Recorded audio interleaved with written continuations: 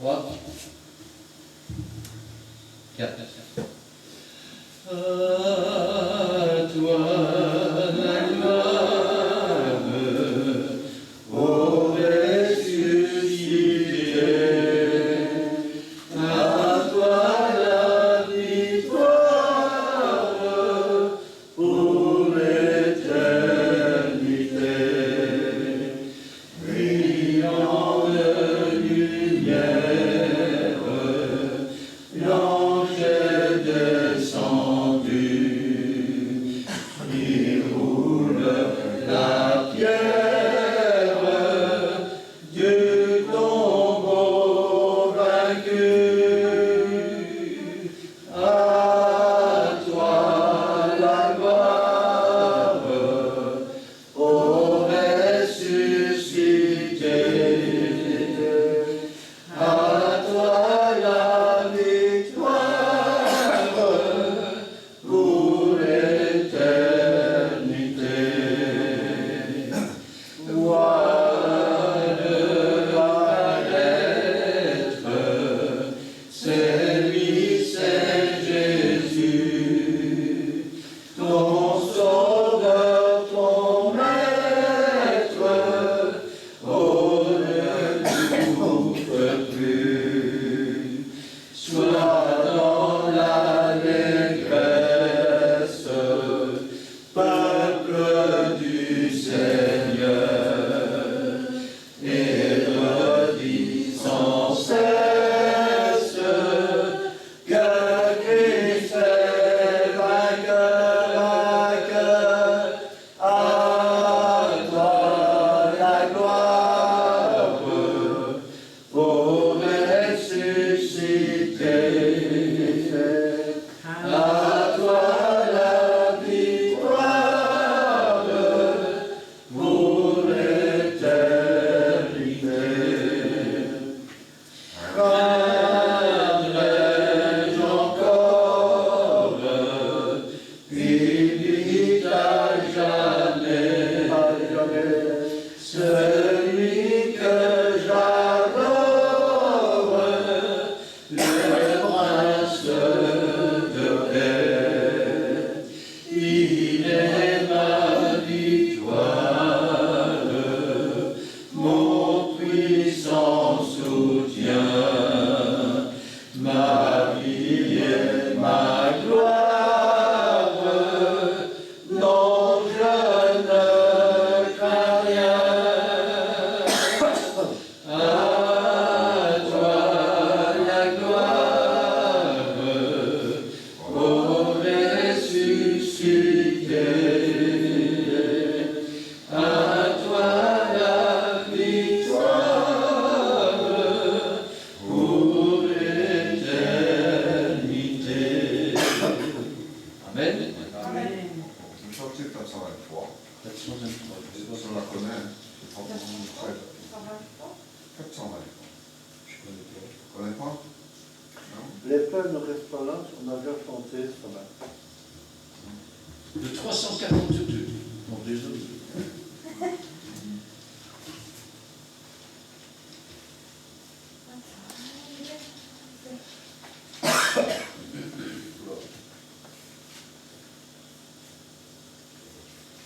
Trois, 4. Dès le matin, j'élève la prière au Seigneur tout-puissant. Il est ma force, ma joie et ma lumière, et je suis son enfant.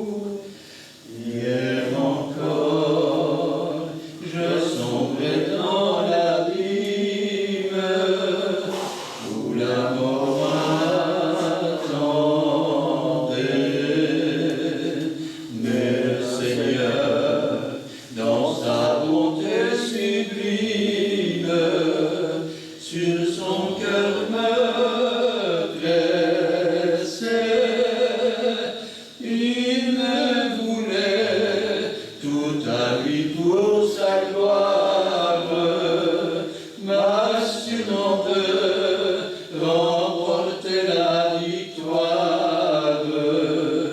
Et c'est pour lui que je chante aujourd'hui, que son nom soit béni. Si je sais ce que demain réserve, au moins je suis certain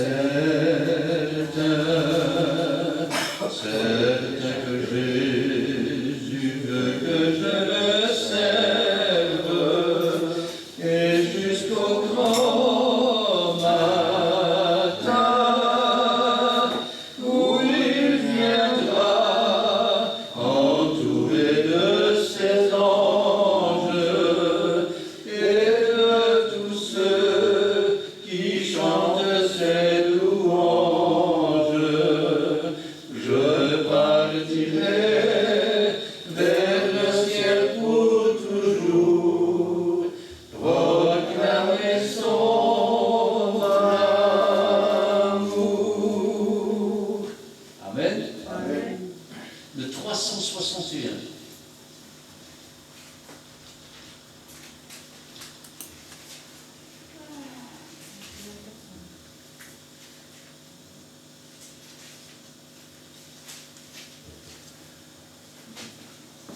Trois. 366.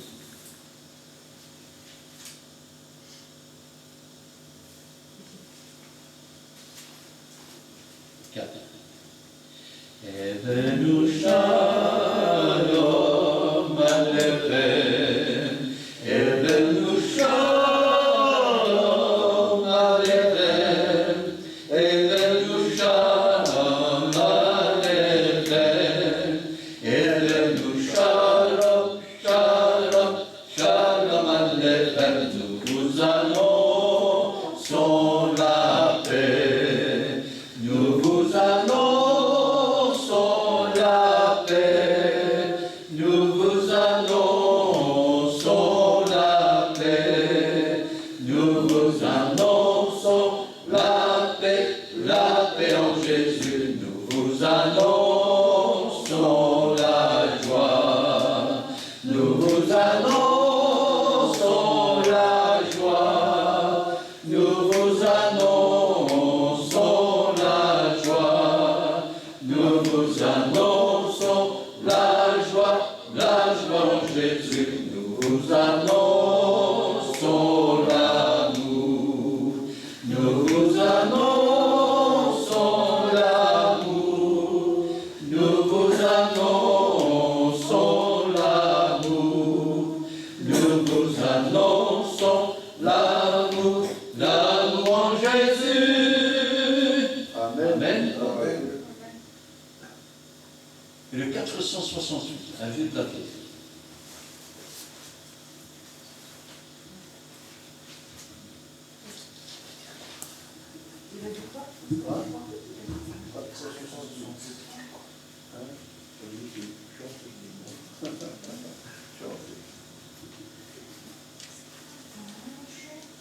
Trois. 68. 468. C'est 400. C'est 400. Oui, enfin, tu sais, 768. Oui, c'est un vieux. Un vieux plateau. Voilà. Il est plus vieux que moi.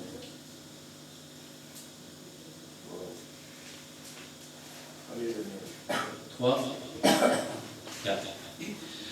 Pour moi le Saint-Livre, rien n'est si plus sauveur, il m'est si doux de le suivre, de le garder dans mon cœur, lire son histoire, vieille et nouvelle à la fois, d'abaissement et de gloire, de Bethléem à la croix.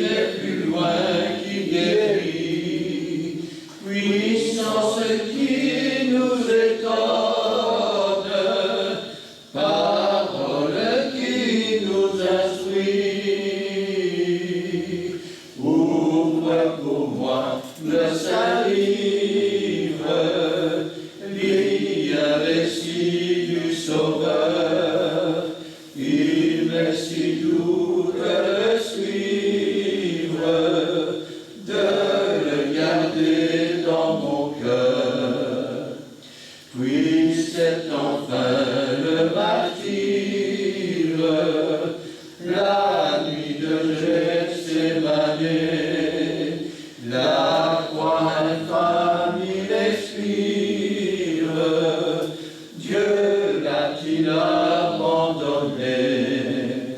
Sa mort n'est point la défaite, le Christ est ressuscité. Il est vivant, il rachète, il sauve l'humanité. Ouvre pour moi le saint livre, lis un récit du Sauveur. Il m'est si doux de le suivre, de le garder dans mon cœur. Amen. Amen. Gloire à Dieu. Gloire à l'agneau. Cet après-midi, j'aimerais bien surprendre la parole de Dieu avec vous.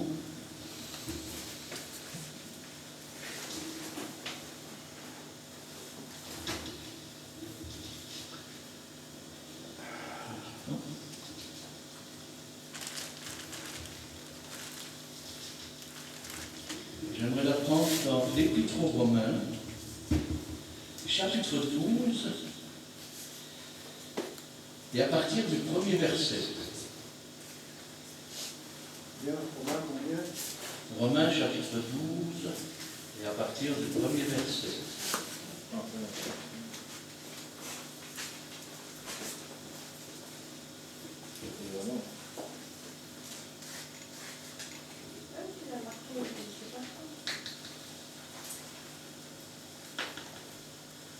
Je demande à Nicole de remettre la parole du Seigneur entre ses mains. Seigneur, accorde-nous cette parole que qu'elle puisse rentrer dans notre cœur et que ça puisse être grâce. Merci pour savoir avoir notre éternité. Et nous, notre Père, qui va la passer, que ce soit votre parole. Au nom de Jésus-Christ. Amen. Je vous exhorte donc, frères, par les compassions de Dieu, à offrir vos corps comme un sacrifice vivant, saint et agréable à Dieu, ce qui sera de votre part un culte raisonnable. Ne vous conformez pas au siècle présent, mais soyez transformés par le renouvellement de l'intelligence, afin que vous discerniez quelle est la volonté de Dieu, ce qui est bon, agréable et parfait. Par la grâce qui m'a été donnée, je dis à chacun de vous de n'avoir pas de lui-même une trop haute opinion, mais de revêtir des sentiments de modestie, selon la mesure de foi que Dieu a départie à chacun. Car comme nous avons plusieurs membres dans un seul corps, et que tous les membres n'ont pas la même fonction, ainsi, nous qui sommes plusieurs, nous formons un seul corps en Christ. Amen. Et nous sommes tous membres les uns des autres. Puisque nous avons des dons différents selon la grâce qui nous a été accordée, que celui qui a le don de prophétie l'exerce selon l'analogie de la foi. Que celui qui est appelé au ministère s'attache à son ministère. Que celui qui enseigne s'attache à son enseignement. Et que celui qui exhorte à l'exhortation, que celui qui donne le fasse avec libéralité, que celui qui préside le fasse avec zèle, que celui qui pratique la miséricorde le fasse avec joie. Amen. Amen. Quand on lit ces textes, souvent on croit avoir tout compris. Et souvent, on passe à côté de ce qui est écrit. Alors, j'aimerais reprendre ce texte, on va le reprendre verset par verset, et on va essayer de lui donner une autre façon de le voir. Alors, je vous exhorte donc, mes frères, par la compassion de Dieu. Je vous exhorte. Je vous encourage à. Je vous invite à. Je voudrais que l'exhortation, c'est un encouragement. Vous savez, quand il est marqué dans la Bible, exhortez-vous les uns les autres, ou supportez-vous les uns les autres. C'est pas comme lui. Supportez-vous les uns les autres. Alors, quelle est la réaction? Moi, je veux dire, il faut bien te supporter, qu'est-ce que tu veux? Quoi, c'est pas vrai? C'est comme ça qu'on le voit. Alors que dans la réalité, c'est quoi? Moi, quand je vois des gens qui supportent des footballeurs, qu'est-ce qu'ils font? Ils encouragent leur équipe. Allez, allez! Eh bien, quand Dieu nous dit de nous supporter les uns les autres, il nous dit, et nous devrions penser comme ça. Allez mes frères, allez mes frères, allez! Mais vous dites, si le pasteur se met à faire... Oui, les sœurs aussi. Si le pasteur se met à faire ça sur la tribune, c'est un scandale. Vous n'êtes pas gêné de le faire devant un match de football. Là. Moi, je n'aime pas le football personnellement, mais quand on voit la télévision, hein, parfois on voit ça des gens qui sont devant l'écran. Allez, allez, Même le chien. Alors, quand je pense à cela, je me dis, Seigneur, peut-être qu'on s'apprécierait un peu plus, excusez-moi, si on parlait un peu moins sur le dos des autres, et si on se supportait un peu plus les uns les autres, si on s'encourageait un peu plus les uns les autres, si on s'exhortait un peu plus les uns les autres, peut-être qu'alors on s'aimerait un peu plus les uns les autres.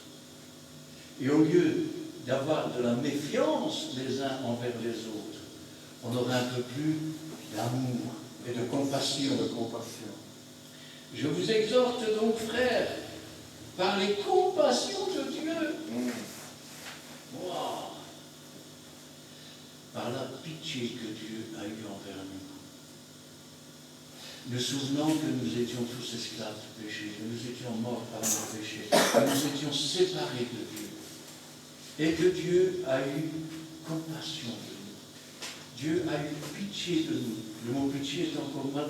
On va dire qu'il a pris part à nos souffrances, à notre détresse. Et parce qu'il y a pris part, il les a portés nos péchés. Il nous a aimés comme personne ne nous aimera jamais. Alors, je vous encourage à, donc mes frères, par ou en réponse à l'amour que Dieu nous a manifesté. Vous savez, très souvent, le problème dans la chrétienté, eh bien, c'est qu'une fois qu'on est converti depuis un certain temps, on oublie d'où on est sorti. On oublie d'où on est sorti. On oublie qui est réellement Jésus. Jésus, c'est celui qui était avec la prostituée. Oh, il n'y avait pas de relation avec, mais il la sortait de la prostitution. Jésus, c'est celui qui était à côté des voleurs, des menteurs, des trompeurs, des supplanteurs. Jésus, c'est celui qui était avec les gens de mauvaise vie, les gens dont on ne voulait pas dans le temple. Et vous savez pourquoi on n'en voulait pas? Et vous savez pourquoi dans beaucoup d'églises on n'en veut pas encore aujourd'hui? On est des gens bien, on ne va quand même pas se mélanger avec ces gens-là, non?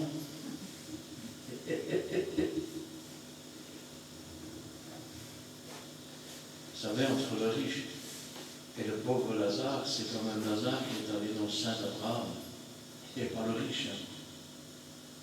Et beaucoup aujourd'hui pensent être riches et n'avoir besoin de rien, mais ils sont pauvres, misérables, à nus et aveugles. Dieu leur conseille d'acheter un collier, un médicament pour les yeux, afin que leurs écailles tombent. Amen. Car je vais vous dire une chose, ça aussi c'est dans la Bible. Quand j'aurai toute la connaissance de la Bible, quand j'aurai tous les ministères que vous voulez, quand j'aurai tous les dons que vous voulez, Si je n'ai pas l'amour.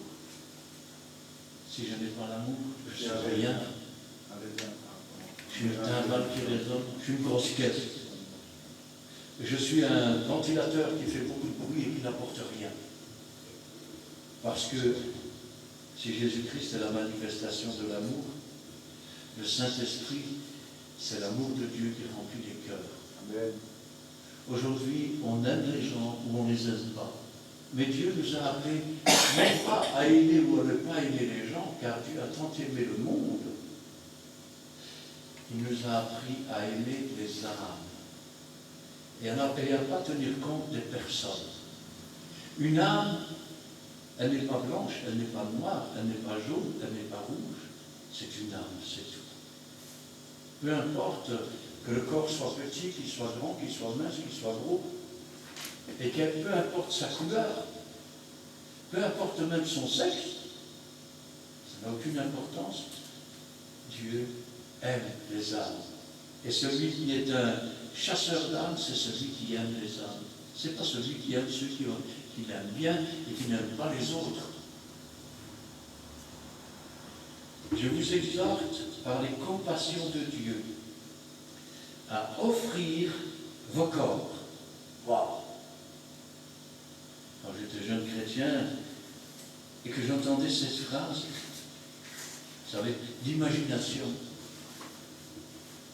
on peut appeler ça de la rêverie aussi. Je me disais, oui Seigneur, je m'offre sur ton autel. Et c'est comme si je voyais deux mains qui me déposaient sur un autel. Mais Dieu nous demande autre chose. Parce que quand il parle de corps, nous, quand on parle de corps, on parle d'une enveloppe. Oui. Mais je sais que la vie est dans le sang, c'est les témoins de Jéhovah qui nous le rappelleront. Mais le sang n'est pas la vie, puisque le sang n'hérite pas le royaume des cieux. Et la chair non plus.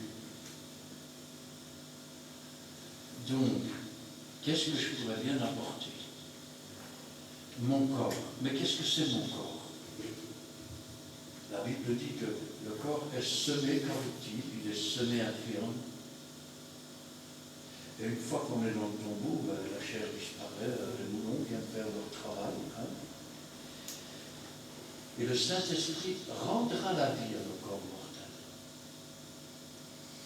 Ça veut dire qu'à l'intérieur de nous, il y a ce que l'apôtre Paul appelle une semence, il y a ce que la Bible appelle un corps, mais qui n'est pas cette chair, ce sang.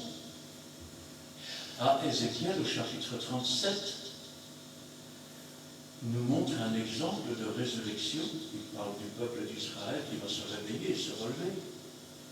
Et il dit ceci: les os commencèrent à se rapprocher les uns des autres. Ensuite, vinrent les nerfs, la chair et puis la peau qui se remirent dessus. Ils étaient toujours morts. Ensuite, l'Esprit souffla les 4 vents. Rappelez-vous que le mot vent, c'est le même mot que pour le Saint-Esprit, rouage. D'ailleurs, le jour de la Pentecôte, il y eut un rouage impétueux qui remplit toute la maison. C'est d'ailleurs le devoir des pasteurs avant chaque réunion, pendant le temps de la prière, à voix basse, prier pour que le Saint-Esprit, le rouage, remplisse toute la maison et qu'il n'y ait pas de place pour quoi que ce soit d'autre. Et une fois que tout cela fut rassemblé et que l'Esprit souffla les 4 vents, alors ils revinrent à la vie et se tinrent sur leurs pieds. À la voix d'un archange, un signal donné par Dieu, les morts en Christ ressusciteront. Ce qui ressuscitera, c'est cette partie que nous ne connaissons pas, qui s'appelle le corps. Et ce que Dieu nous demande, c'est d'apporter ce corps sur l'autel de Dieu.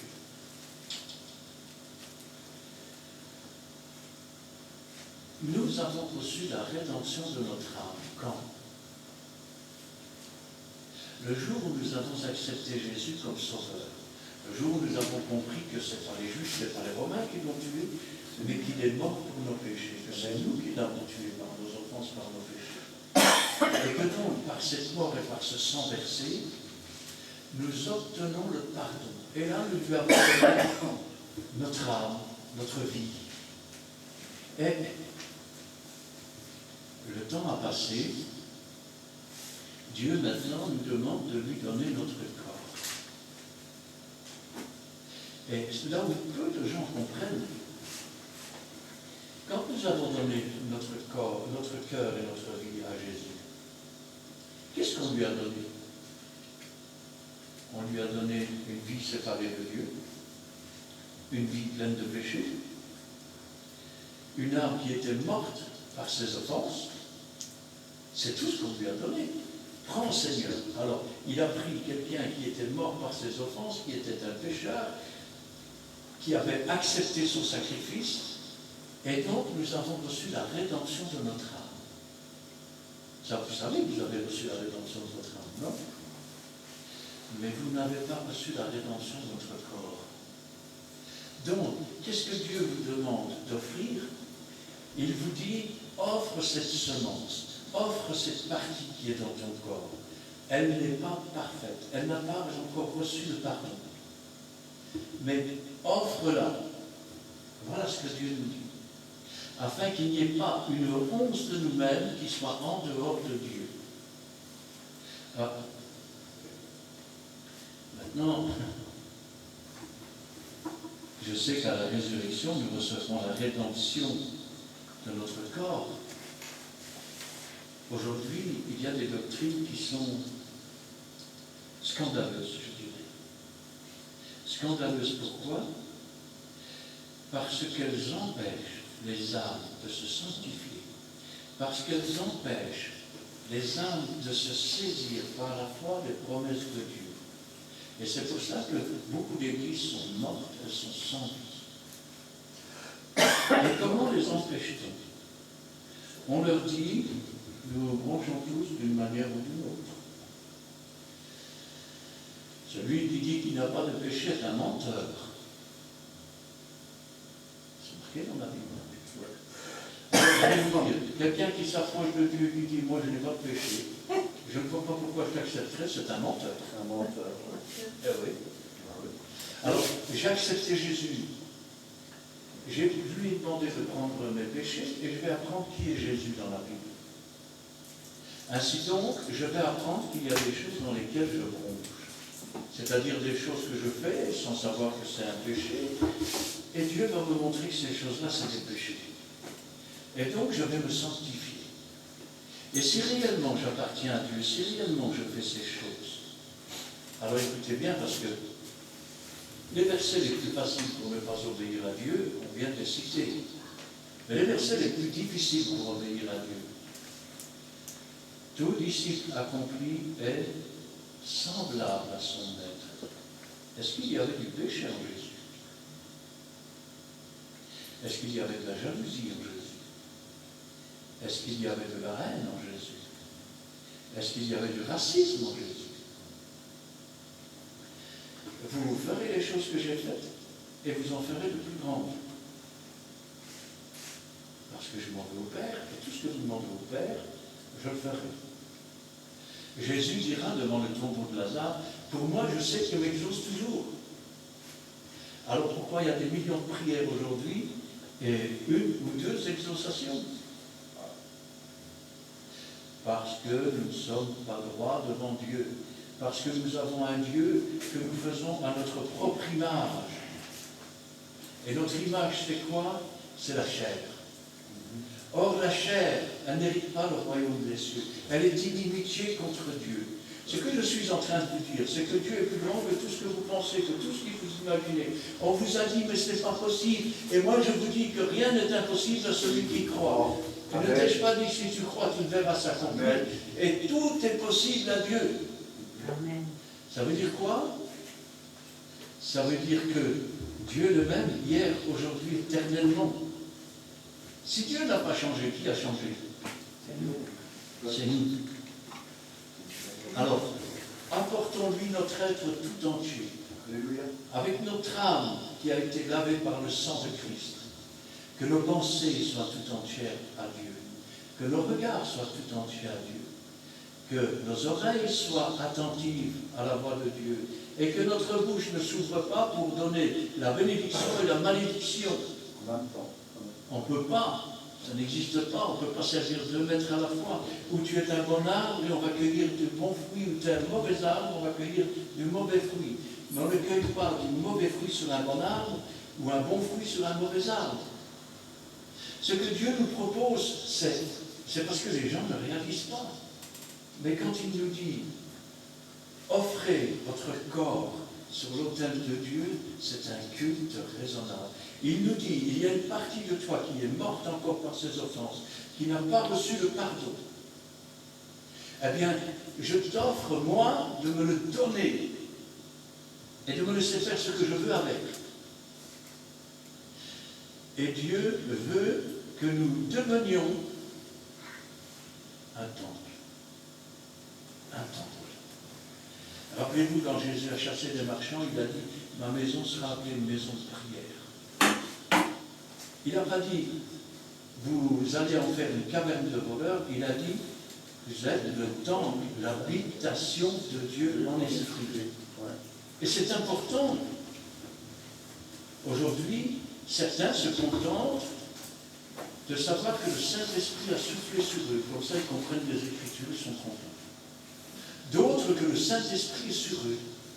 Et donc, ils peuvent manifester un don une ou deux fois dans leur vie. Mais le Saint-Esprit, il veut plus que cela. Il veut encore. Il veut habiter en nous. Voilà. Il veut habiter en nous. Et quand le Saint-Esprit habite en nous, nous ne nous appartenons pas. Nous appartenons à Dieu. Amen. Nous sommes des instruments.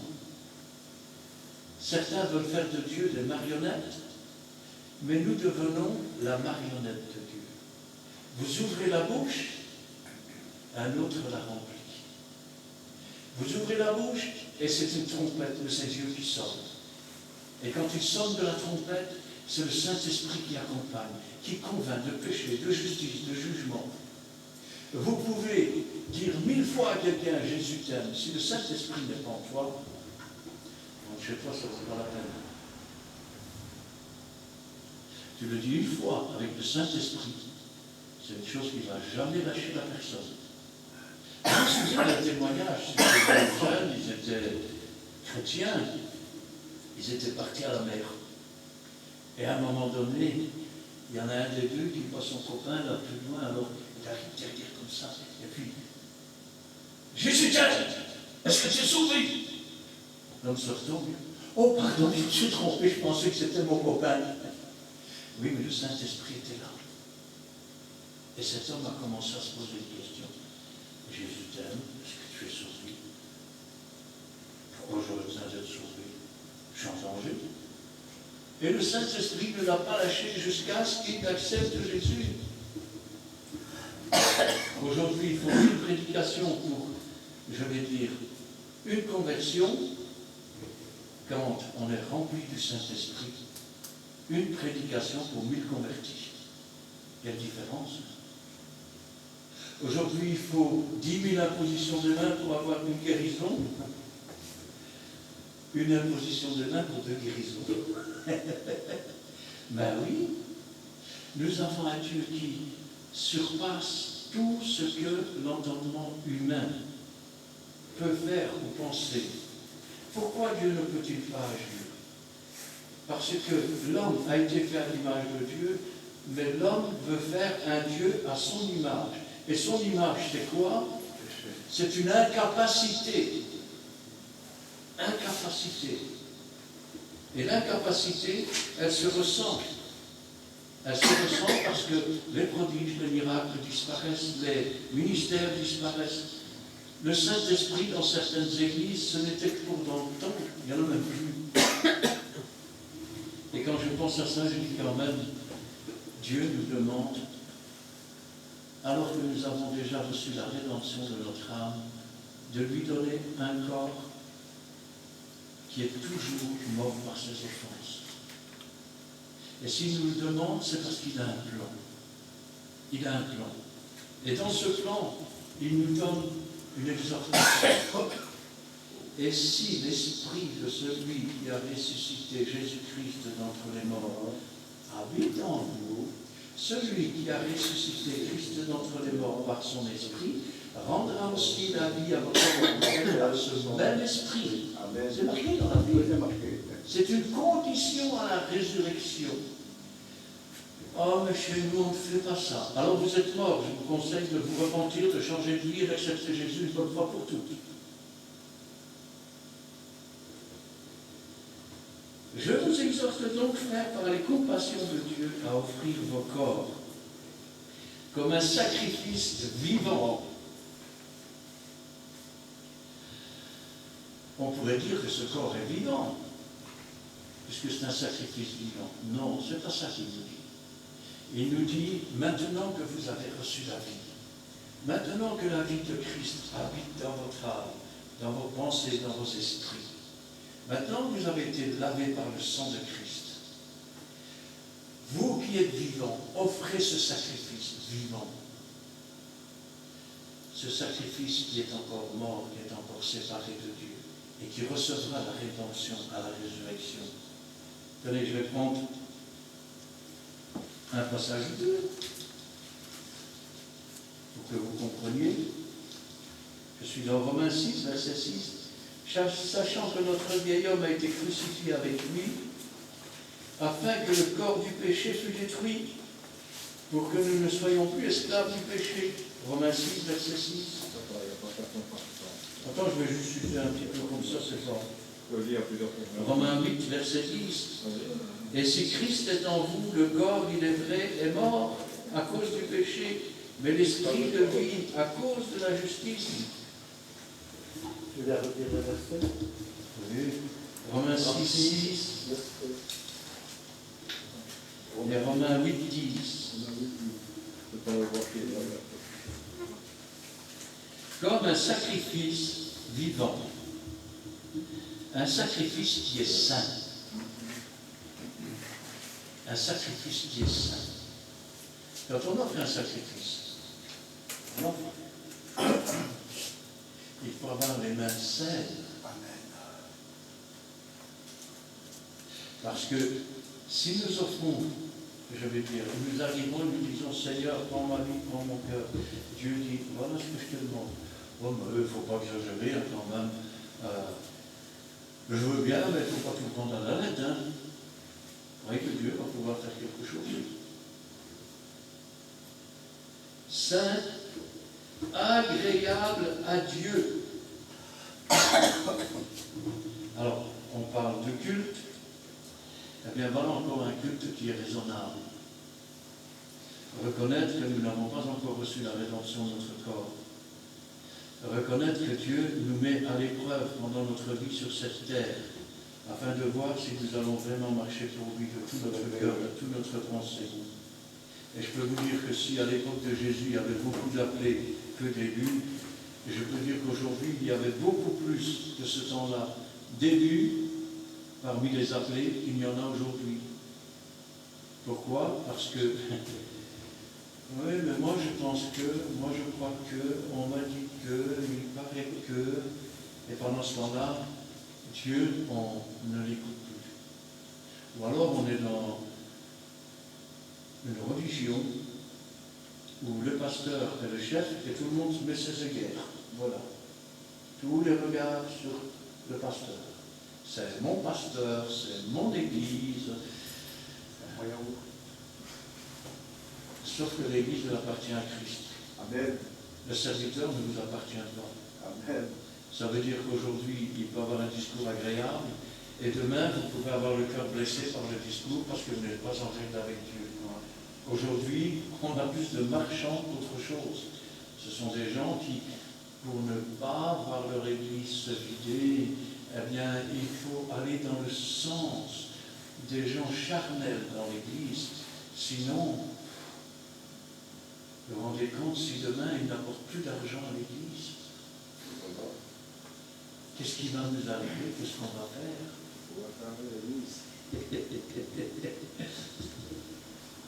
Alors je vais vous dire une chose. Si demain n'apporte plus d'argent, parce que vous dites la vérité, Dieu pourvoira à vos besoins. Amen. Mais si vous continuez à mentir, ils vous entraîneront toujours plus loin, dans la sombre vallée de la mort.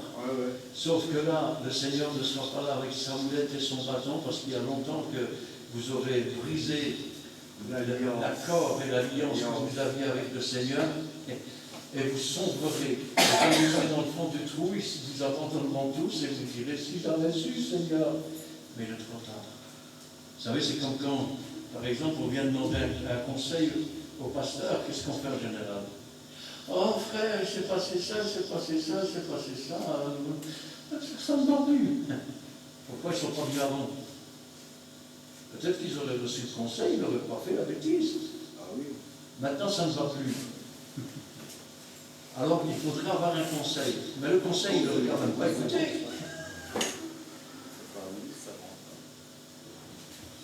Ce qui sera de votre part un culte raisonnable. Ne vous conformez pas au siècle présent. Il y a 2000 ans de cela,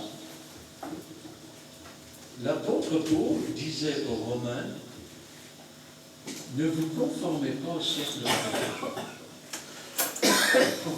2000 ans plus tard, c'est encore pire. C'est encore pire. Parce que le siècle présent, c'est quoi?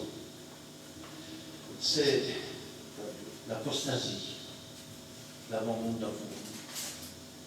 C'est la tolérance de choses que Dieu ne tolère pas. C'est rejeter ce que Dieu inscrit dans sa parole. Parce que les hommes sont devenus plus intelligents que Dieu. Parce qu'aujourd'hui, il faut, je vais dire, pour pouvoir devenir un agent de l'État, il faut prêcher uniquement les choses qu'on est autorisé à prêcher. Ce n'est plus Dieu le chef. Et ce n'est pas Dieu le patron, c'est l'État. Le salaire vient de l'État, ça veut dire qu'ils sont des ouvriers de l'État. Si Dieu dit une chose qui déplaît à l'État, taisez-vous maintenant, sinon on vous retire. La liberté du culte, ça s'appelle.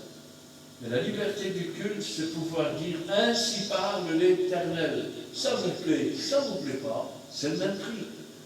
Voilà. Ne vous conformez pas au siècle présent. Le siècle présent, c'est quoi? On va parler du siècle, de la moitié du siècle passé, vers les années 50-60. Alors c'était quoi le siècle présent? C'était le début de l'entrée dans les églises de toutes sortes de choses étranges. Vous aviez par exemple des jeunes filles qui arrivaient avec des robes plissées, bien larges, et qui dansaient. Vous auriez vu l'effusion du Saint-Esprit. Plus les jeunes filles tournaient, plus les jupes se levaient, et plus il y avait de l'enthousiasme dans l'église. Ah, vous aviez aussi des cow-boys. Oui, vous aviez des gens avec des vêtements à franges, et alors le pasteur dansait avec la femme de l'autre pasteur, et ainsi de suite, sur la tribune, devant les gens. Vers les années 90, j'y ai moi-même assisté. Les anciens vont nous chanter un cantique, n'est-ce pas? Alors je suis assis et j'attends, je dis là, ça va être beau, hein? Non, après tout. Et ils commencent leur chant. Elle me l'avait tout dit promis. Et je ne sais pas si vous imaginez, hein? En wallon encore. Hein?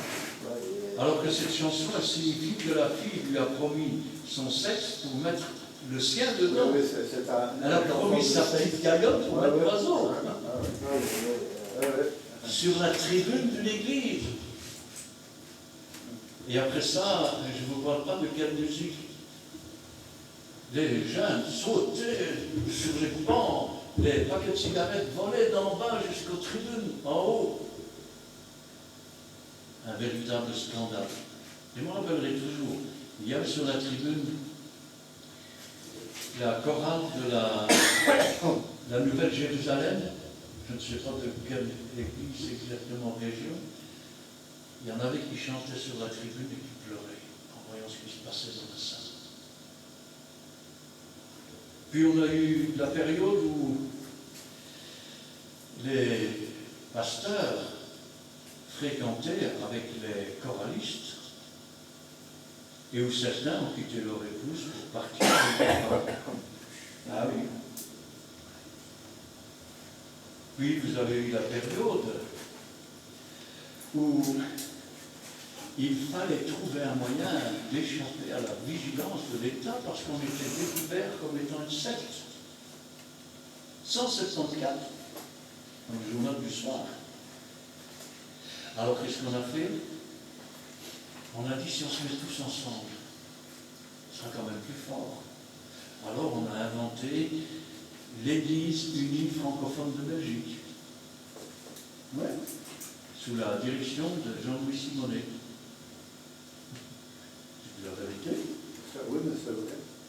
Après, on est allé voir les églises unies protestantes de Belgique. On voudrait faire partie de vous. Quelle humiliation.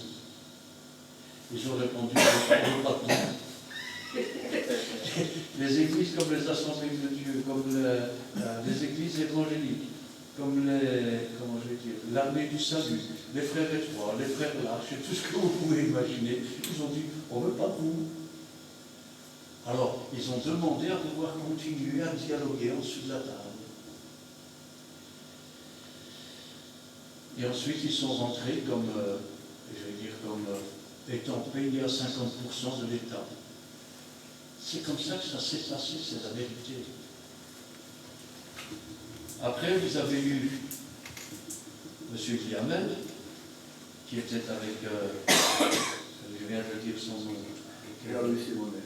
avec Jean-Louis Simonet, je me rappellerai toujours. Ils sont venus avec un paquet de feuilles comme ça. Voilà pourquoi la femme ne doit pas mettre son voile quand elle prie et quand elle prophétise. Alors j'ai regardé leur paquet de pages et je les ai vus. Et ensuite, m'a dit alors, je dis alors 1 Corinthiens chapitre 11, si une femme prie ou prophétise de la tête non voilée, qu'elle se rase aussi la tête. C'est pour moi qui le dis, c'est la Bible. Je dois croire qui? Aujourd'hui, sont où ces églises? Vous savez, les femmes pasteurs, j'ai encore lu il n'y a pas longtemps sur Facebook, des homosexuels ou bisexuels pasteurs. Donc une femme, un homme qui se fait transformer en femme. Oui, aussi ça. Un échangiste, enfin quelqu'un qui a changé de sexe et qui est devenu pasteur. Je dis, mais où vous voyez ça dans la Bible? Ne vous conformez pas au siècle présent. Conformez-vous à la parole de Dieu. Je vais vous dire une chose.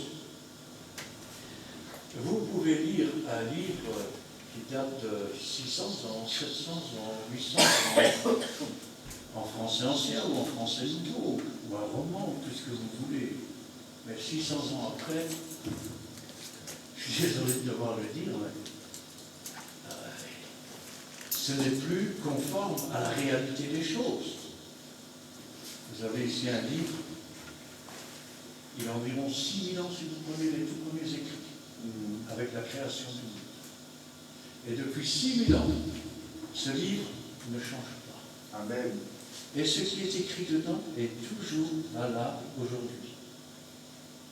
Quelles que soient les époques, quel que soit le modernisme, quelles que soient les inventions des hommes, cette parole est toujours oui, elle est toujours amen. Amen. Cette parole est susceptible, toujours aussi bien il y a 2000 ans, il y a 4000 ans qu'aujourd'hui, de nous conduire à Dieu. Et il n'y en a pas d'autre. C'est le livre le plus vendu qui a jamais été dans le monde. Même si c'est pas beau à dire, parce que normalement, vous recevez gratuitement, vous devez donner gratuitement. Mais bon. Ne vous conformez pas au siècle présent, mais soyez transformés. Par le renouvellement. Quelque chose qui est transformé, c'est quoi? C'est une boule d'argile. Vous la mettez sur un tour, et puis le tour commence à tourner, et avec les doigts, on le fasse ça, elle devient un vase. C'est une plaque en acier que l'on met sous une presse, et elle devient un châssis. C'est une chose qui est transformée. Au départ, elle est brute. Au départ, elle ne sert à rien, mais elle va être transformée pour servir à quelque chose. Et Dieu nous demande de nous laisser transformer, afin que nous ne soyons plus des choses inutiles, mais qu'au contraire, ayant pris la forme intérieure que Dieu veut nous donner, nous puissions entrer dans le gabarit qui permet d'être utile. Quand on fabrique une pièce, qu'est-ce qu'on fait? On fait un gabarit. Alors, on présente le gabarit, c'est pas ça. Qu'est-ce qu'on fait? On continue à la former. Jusqu'à ce que le gabarit corresponde à la pièce. Ça, c'est le gabarit. Et nous, nous sommes les pièces. Quand nous sommes conformes à cela, tout est possible à celui qui croit. Ne t'ai-je pas dit, si tu crois, tu verras s'accomplir. Parce que Dieu ne fait pas ce qu'il veut, il fait ce qu'il veut. Et Dieu est au-delà de tout ce que nous pensons, de tout ce que nous imaginons. Il n'est pas un homme pour mentir, il est le fils d'un homme pour se repentir. Il est Dieu. Amen. Mais soyez transformés par le renouvellement de l'intelligence. Alléluia. Wow. Autrefois, je pensais être intelligent et connaître beaucoup de choses. Et puis, vous savez, moi j'ai commencé à travailler à 14 ans. J'avais juste un diplôme d'école primaire. Et j'y suis allé parce qu'il le fallait pour aider ma famille. Et à l'époque, je pensais être quelqu'un quand même qui savait beaucoup de choses, qui connaissait beaucoup de choses. Tout en travaillant, je suis allé à l'école le soir, pendant des années. Et puis un beau jour, j'ai fait une constatation. Constatation étrange. Je me suis rendu compte, avec mon petit diplôme d'école primaire, je pensais tout connaître. Je me suis rendu compte que je suis arrivé à un niveau d'études où j'ai dû dire, Seigneur, je ne pourrai jamais tout étudier. C'est trop vaste. Il y a trop. C'est trop grand. Et à partir de là, on commence à devenir modeste. À partir de ce moment-là, on commence, je vais dire, à faire preuve de modestie. On devient humble. Au début, quand on est chrétien, on croit tout connaître. Et parfois même, on voudrait foncer dans tout. Et au fur et à mesure qu'on apprend, on se rend compte d'une chose. On croyait tout connaître, mais en fait, on connaît toujours rien. On ne sait toujours rien. On a toujours à apprendre. Et quand on croit avoir tout appris, on se rend compte que c'est tellement vaste, c'est tellement grand, qu'il y a encore beaucoup plus à apprendre. Et là, c'est à ce moment-là qu'on devient humble. Et vous savez ce que Dieu fait avec les humbles? Il les élève. Alors que l'orgueilleux, Dieu l'abaisse. Eh oui. Si vous ne devenez pas comme des petits enfants, vous n'entrerez pas. Soyez transformés par le renouvellement de l'intelligence. Dans le monde, on renouvelle vos connaissances. Et vous devenez malin. J'emploie le mot qui plaît. Avec Dieu, on renouvelle votre intelligence et vous devenez intelligent. Vous savez quelle différence il y a? Dans le mot malin, il y a un mot de destruction. Soit vous avez un cancer bénin, soit vous avez un cancer malin. Quand il est malin, vous êtes sûr d'en mourir. Et très vite. C'est la même chose. Quand vous êtes instruit selon les préceptes du monde, vous êtes malin. Ingénieux au mal, prêt à obtenir ce que vous voulez de façon légale ou illégale, c'est ça que ça veut dire. En rusé comme le diable. Quand vous vous tournez vers le Seigneur, vous devenez intelligent. Votre intelligence est renouvelée.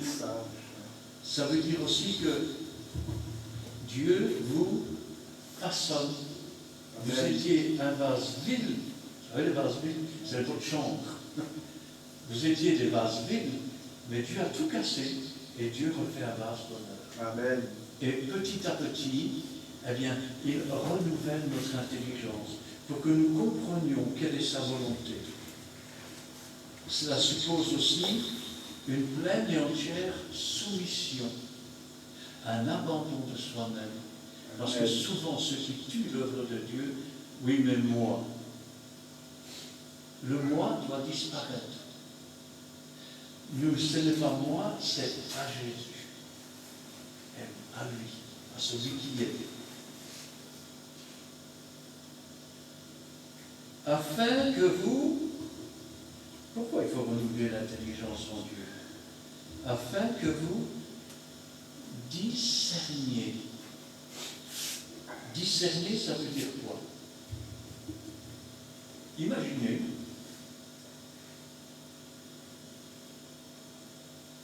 vous allez chez le garagiste et il y a une panne. Ça arrive, non? Alors, à moins que ce soit un concessionnaire et que la panne soit fréquente dans cette marque de véhicule, mais si vous avez une panne avec votre voiture, que vous arrivez au garage, et vous dites, bah, écoute, je ne sais pas ce qu'il y a,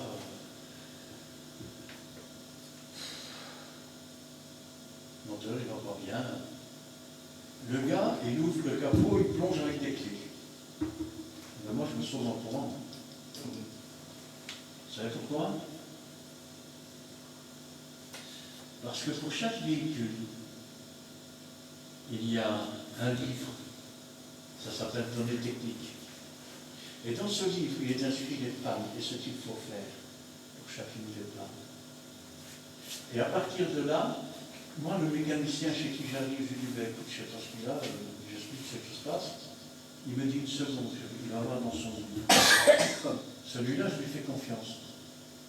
Vous savez pourquoi? Parce qu'il a le manuel du constructeur. Et le manuel du constructeur de l'homme, il est là. C'est ce manuel qui permet de réparer l'homme. C'est ce manuel qui permet de le conduire. Amen. C'est le manuel qui permet de ne pas plonger comme un insensé et puis se retrouver avec plus rien du tout. Afin que vous discerniez. Alors, discerner, ça veut dire quoi? Ça veut dire entrevoir les choses. Si maintenant, vous voyez un groupe d'individus, imaginons que, comment est-ce que je vais dire? Vous voyez un groupe d'individus et vous cherchez quelqu'un avec un bonnet blanc. Imaginons que vous regardiez et vous n'arrivez pas à voir celui qui a le bonnet blanc. Ça veut dire que vous ne discernez pas où il est. Vous ne parvenez pas à décrypter où il est. Quand nous laissons renouveler notre intelligence par Dieu, Dieu nous permet de décrypter les choses de sa parole. Et ainsi de pouvoir discerner ce qui est, comme il est dit ici. Quelle est la volonté de Dieu? Quelle est la différence entre quelqu'un qui n'a pas de discernement et quelqu'un qui en a? Souvent, je prends cet exemple, vous passez à côté d'un mendiant, vous lui donnez 5 €, il y en a un deuxième, vous dites, je dois donner, ça va, il est bon. Hein. Alors que si vous aviez discerné la volonté de Dieu, vous avez passé à côté du premier en disant, pas sûr. Quand il aura fini sa journée, il va remonter dans sa Mercedes. Et l'autre à qui vous n'avez rien donné parce que vous aviez déjà donné, c'est celui-là à qui Dieu voulait vous donner. Ce qui veut dire que vous ne faites pas les œuvres préparées d'avance par Dieu parce que vous ne discernez pas quelle est la volonté de Dieu. Et pour discerner la volonté de Dieu, il faut s'offrir soi-même. Il faut prendre le manuel et dire, Seigneur, je ne connais rien, je ne sais rien. J'ai besoin de ton Saint-Esprit afin que je comprenne ta parole. Seigneur, je dois m'en aller. Montre-moi, Seigneur, ce que tu attends de moi. Soyons des instruments. Afin que vous discerniez quelle est la volonté de Dieu, ce qui est bon. Qu'est-ce qui est bon? Il n'y a que Dieu qui est bon. Agréable. Ben oui, parce que si maintenant j'ai fait le contraire de ce que Dieu attendait, est-ce que j'ai été agréable à Dieu? Ben non. Et, non, ça c'est un mot qu'on ne peut pas utiliser. Et quoi? Parfait.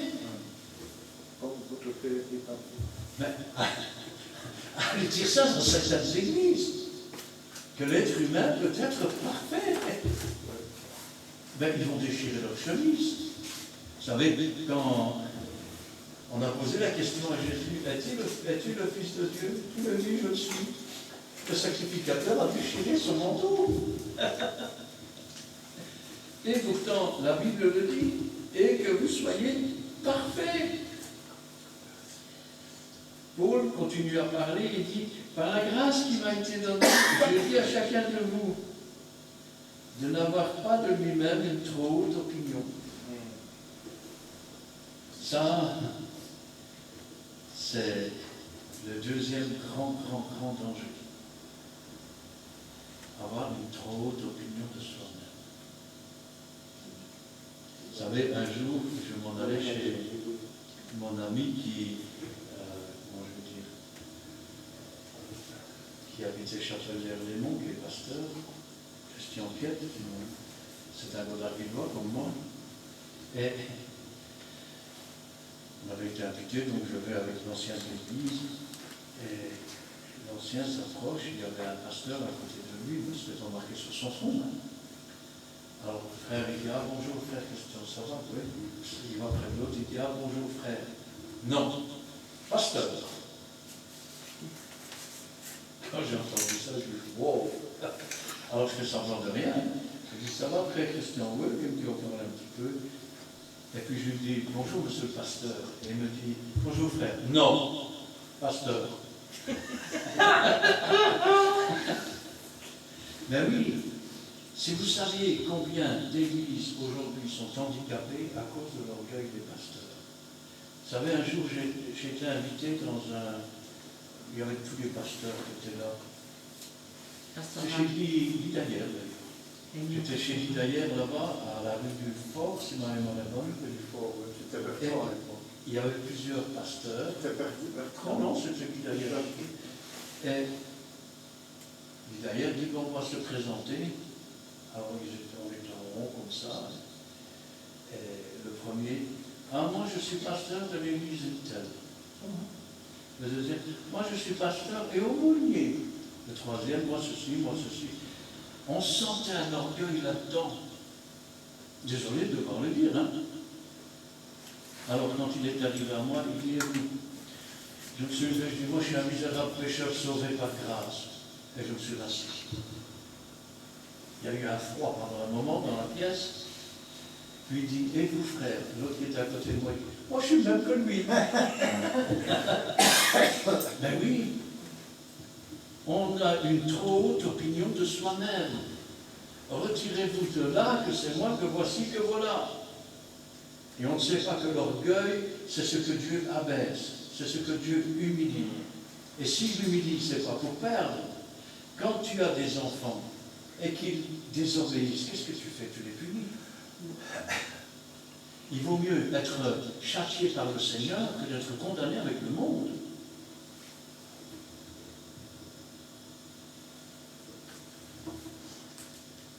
Que chacun de n'avoir pas de lui-même une trop haute opinion, mais de revêtir des sentiments modestes, selon la mesure de la foi ou de la confiance que Dieu a départie en chacun, que Dieu a partagé en chacun. Amen.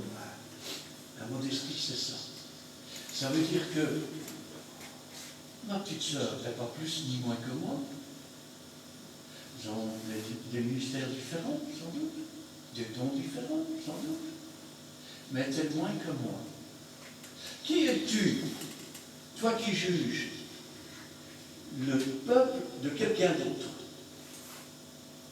alors que tu fais toi-même partie de ce peuple? Nous sommes tous pareils.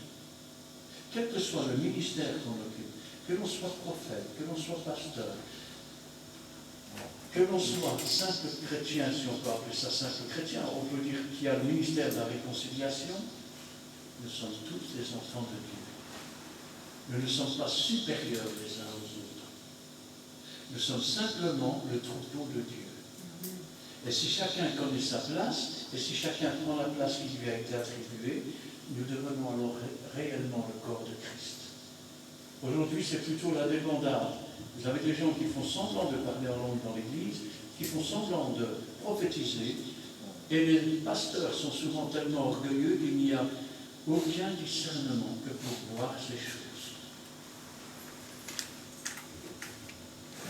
Je me rappelle, ça se passait dans une assemblée de Dieu, et il y a une dame qui allait à l'église, elle entre dans le corridor d'un qui allait dans l'église là aussi, et elle voit un piano. Alors, mon frère, ça va. Et puis bon, le jour de la réunion, cette sœur se lève comme un prophète. Toi qui es un instrument, tu sais que Dieu en a besoin, ainsi parle l'Éternel. Bon, pas de réaction. Le frère continue, réunion suivante, elle se lève de nouveau. Toi qui as un instrument dans le hall d'entrée de ta maison, tu sais que le Seigneur en a besoin et qu'il l'attend. Ainsi a parlé le Seigneur.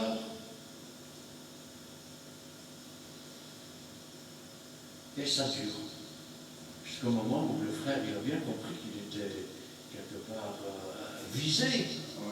Alors il va voir le pasteur, il dit, écoutez, j'ai bien entendu ce qu'elle a dit, mais j'ai un problème qui dit, le piano ne m'appartient pas. Mes voisins m'ont demandé de le garder dans le corridor pendant qu'ils allaient en vacances. Car ils vont revenir, ils vont le reprendre. Si je l'apporte ici, c'est du vol. Le pasteur lui a dit, tu as raison, tu n'as qu'à lui répondre. Hein. Alors, réunion suivante. Toi qui as un piano dans le hall d'entrée de ta maison, combien de fois devrais-je te dire que le Seigneur attend que tu agisses? Ainsi a parlé le Seigneur. Et le frère, il s'est levé. Moi qui ai un piano dans le hall d'entrée de ma maison, il ne m'appartient pas, il appartient à mon voisin. Au revoir. C'est vrai. Ben oui. Aujourd'hui, vous avez des gens pour faire croire qu'ils sont baptisés du Saint-Esprit, ils font semblant de parler en langue. Vous avez des écoles du dimanche dans certaines églises qui se disent de Pentecôte, on fait agenouiller les jeunes et on leur dit, allez, répète, alléluia, alléluia, alléluia, alléluia. Voilà, j'ai parlé en langue. Je suis baptisé du Saint-Esprit parce que ma langue a fauché. C'est un scandale. C'est une abomination. On voit la coupe de Dieu et la coupe des démons. Une abomination. Vous savez, le diable aussi parle en langue, il parle même en verlan. Ouais. Selon la mesure de foi que Dieu a partagée, ça veut dire que Dieu a mis en chacun de nous une mesure de foi différente. Parce que Dieu a des plans, des projets différents. Parce que Dieu a des œuvres différentes qu'il a préparées d'avance. C'est pour ça que nous avons été sauvés. Ça veut dire que Hadrach, Shadrach et Abednego, Dieu avait préparé l'œuvre pour eux. Ils devaient refuser de s'agenouiller devant la posture et entrer dans le feu. Et ils y sont allés. Daniel devait refuser d'arrêter de prier. Il est entré dans la cage au lion. Samson lui a préféré s'asseoir sur les genoux d'une femme. Ça lui a coûté ses cheveux et ses yeux.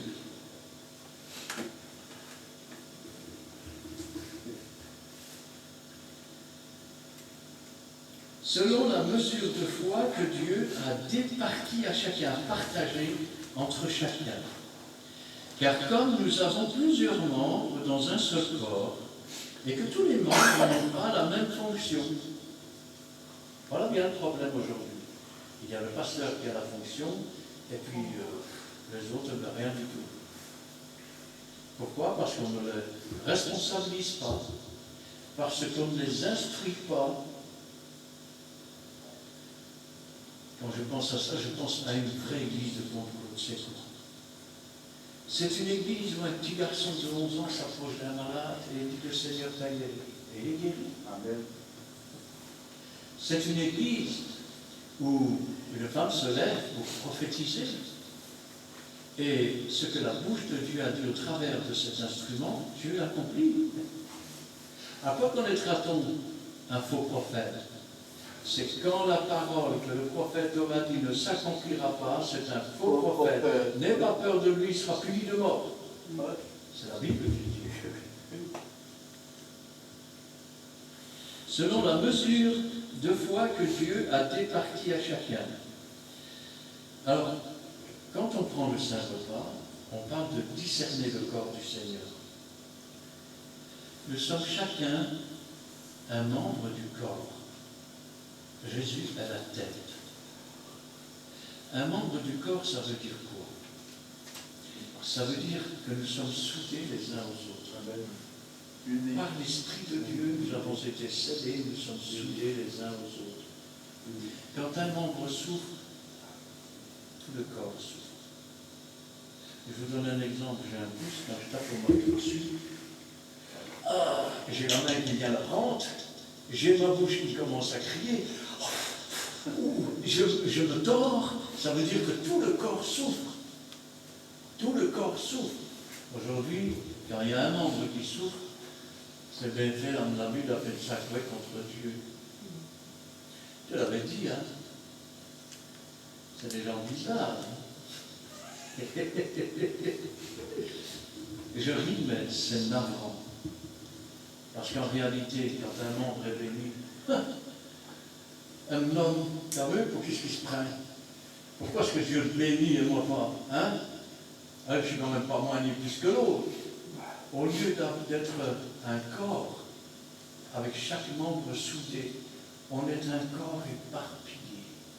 Chaque membre fait ce qu'il veut. Imaginez quand je descends de la tribune, qu'il y a un pied qui part par là et l'autre par là. Je vais faire le grand écart. Ben, c'est la vérité. On ne sera pas très relevé. Et je vais aller nulle part, je vais être coincé derrière ma tribune. Eh bien, c'est la même chose. Chacun des membres part de son côté, avec sa petite pensée, avec sa façon de voir. Mais un corps, c'est pas ça. Un corps, c'est quand on est liés les uns aux autres par l'amour de Dieu. Ça veut dire que quand il y en a un qui souffre, c'est une partie de nous-mêmes qui souffre. Quand Jésus est arrivé à Jérusalem, il a regardé son peuple. Le peuple qu'il a élu. Le peuple qu'il a choisi parmi les nations. La ville sainte où il avait décidé de faire résider son nom. Il a regardé, il a pleuré.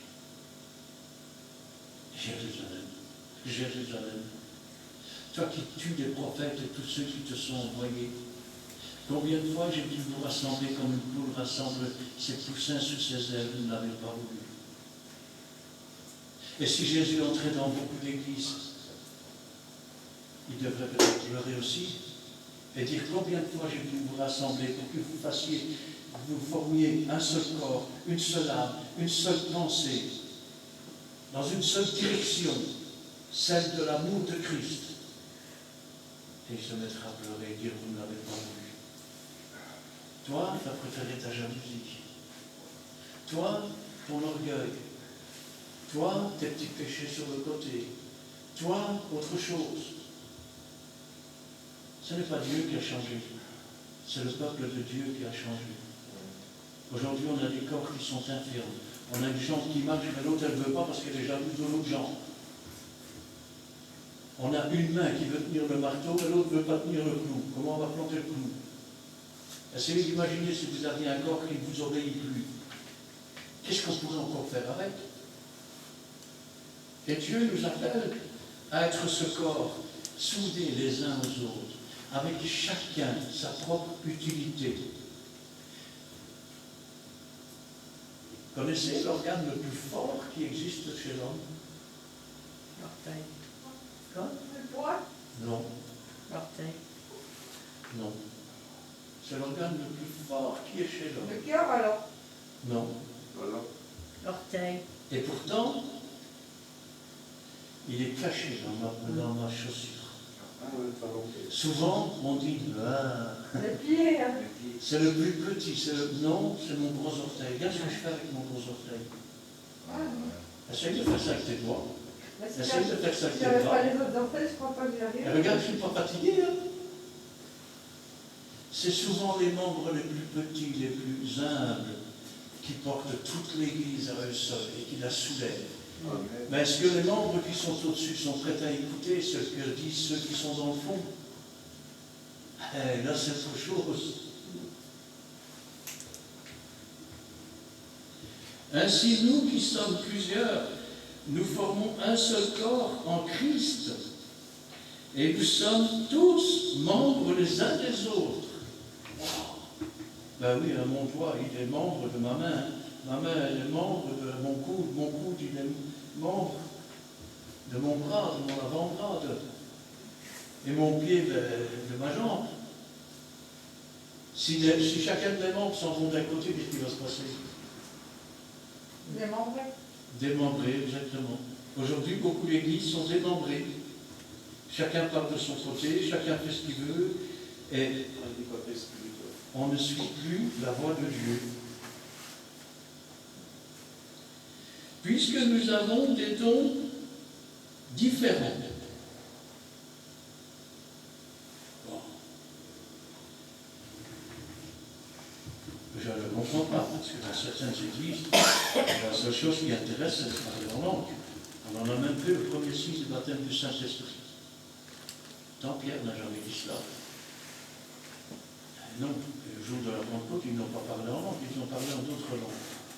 Parce que celui qui parle en langue, c'est même le seul don qui n'édifie pas l'Église, puisqu'on s'édifie soi-même. Je n'ai pas dit que c'est un petit don, c'est un don à mépriser. Je dis que c'est le meilleur don si tu as besoin d'être construit. Mais ce que je dis, c'est que quand on fait des doctrines où un don est obligatoire pour avoir le baptême du Saint-Esprit, on passe à côté de beaucoup de choses. Si maintenant quelqu'un entre dans l'église et que tout le monde parle en langue, il va dire vous êtes fous, parce que vous serez un barbare pour lui, c'est pas moi qui le dis. Mais si maintenant quelqu'un entre et que vous prophétisez, alors il saura que Dieu se trouve dans la salle. Il saura que Dieu se trouve dans la salle et que Dieu vit dans les cœurs et dans les âmes. Puisque nous avons des dons différents. J'aime bien, moi. Vous vous rendez compte? Nous formons un seul corps, avec un seul et même esprit, distribuant à chacun en particulier des dons comme il le veut. Selon la grâce qui nous a été accordée. Une grâce, c'est quelque chose qu'on n'a même pas mérité. Non, ce n'est pas quelque chose qu'on a acheté, ce n'est pas quelque chose pour lequel on a travaillé, c'est quelque chose qu'on reçoit. C'est un cadeau de Dieu. C'est un cadeau de Dieu. Alors, il faut faire quoi? Eh bien, demande à Dieu de te donner les dons du Saint-Esprit. Demande au Saint-Esprit de te donner les meilleurs dons qui puissent être. Oui, mais c'est quel le meilleur? Le meilleur, c'est celui que Dieu a préparé avant la fondation du monde pour toi et pour les œuvres qu'il a préparées d'avance. Tu n'as pas besoin du don du Saint-Esprit de quelqu'un d'autre. Ce que tu as besoin, c'est ce que Dieu a préparé pour toi. C'est le meilleur qui puisse jamais être pour toi. Quel que soit le don. Pour les ministères, c'est la même chose. Ne souhaite pas être quelqu'un d'autre ou comme quelqu'un d'autre. Essaye d'être ce que Dieu attend que tu sois. Amen. Et reçois les ministères de Jésus, le ministère qu'il a préparé pour toi. C'est celui-là, ce n'est pas un autre. Pendant que tu cherches autre chose, tu perds ce que Dieu avait préparé. Et tu deviens un corps disciplé, un corps démembré.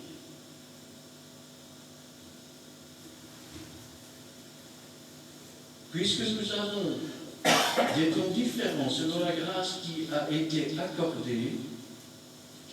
accordée, que celui qui a le don de prophétie l'exerce selon l'analogie de la foi. Oh, quel mot! Celui qui a le don de prophétie. On ne parle pas encore de ministère, on parle de don ici. Parce que vous pouvez, par exemple, prophétiser sans être prophète.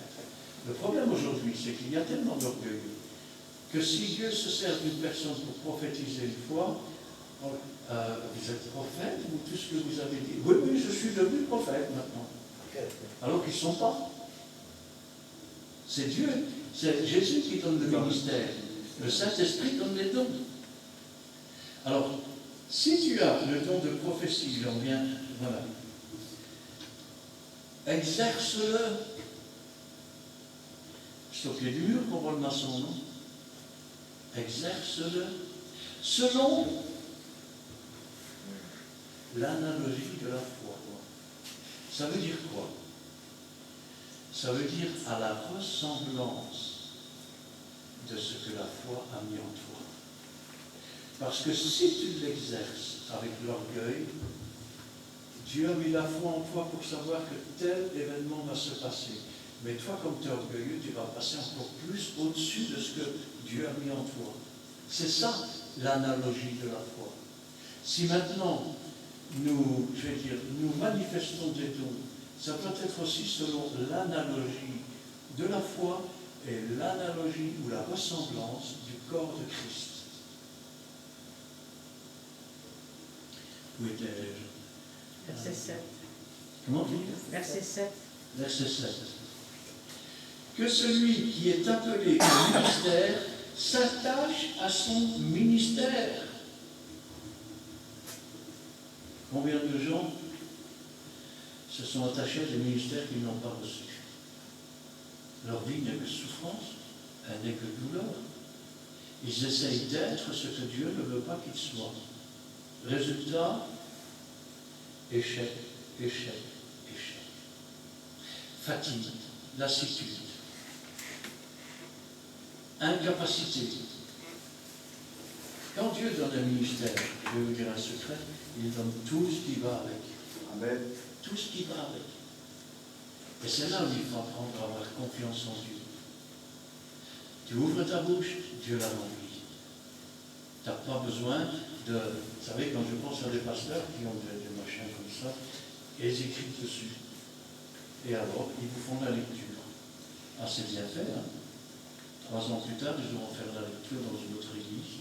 3 ans après, dans une autre. 10, 12 ans après, ils reviennent exactement dans la même église. Les vieux sont morts, c'est les nouveaux, et on recommence la même chose. Qu'est-ce que le peuple apprend? Qu'est-ce que le peuple apprend? Rien que ce que le Saint-Esprit ne peut pas parler.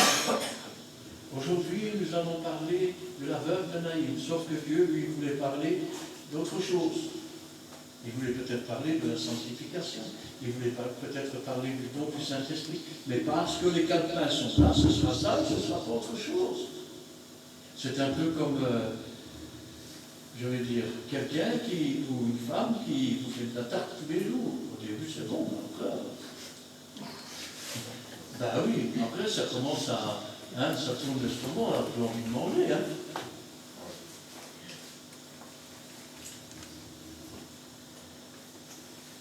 Que celui qui enseigne s'attache à son enseignement.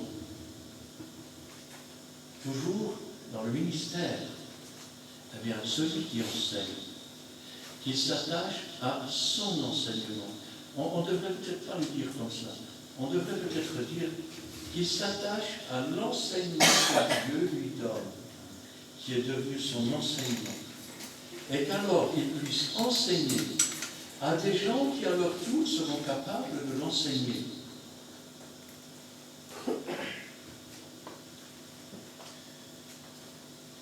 Et celui qui exhorte à l'exhortation. Vous voyez, il y a des gens, eh bien, Dieu leur a donné d'exhorter les autres, d'encourager à changer, d'encourager à continuer. C'est ça l'exhortation. Encourager à ne pas faiblir. Eh bien, certaines personnes ont reçu de Dieu ce don d'encourager les autres, de supporter les autres. Et avoir une conversation avec quelqu'un qui a ce don, eh bien, c'est parfois commencer découragé, et c'est terminer revigoré. Ah oui.